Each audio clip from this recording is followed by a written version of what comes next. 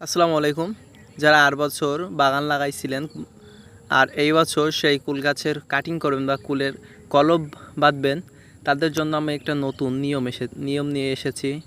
এই নিয়মটা দেখবেন একদম আধুনিক এবং স্মার্ট কায়দায়, যা আপনি এর আগে কখনো দেখেন নাই বা এরকম কাটিং সম্পর্কে আপনার ধারণাও নাই।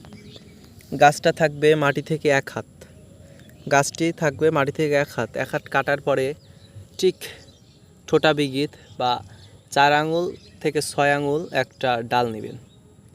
ডাল নেওয়ার পরে বা 7-8 আঙুল একটা ডাল নেওয়ার পরে যেই গাছটা আছে আগের বছরের গাছ, ওই গাছটি ফাড়ি দিবেন, মধ্যখান থেকে চিরে দিবেন কোনো ধারালো অস্ত্র দিয়ে।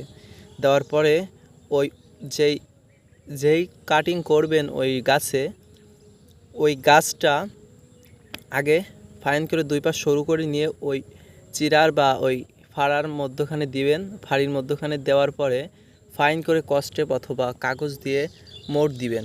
মোড় দেওয়ার পরে আপনি মাত্র 2 সপ্তাহ অপেক্ষা করবেন, দেখবেন এত ফাইনভাবে ফড়ি দিবে বা এত ফাইনভাবে কস দিবে।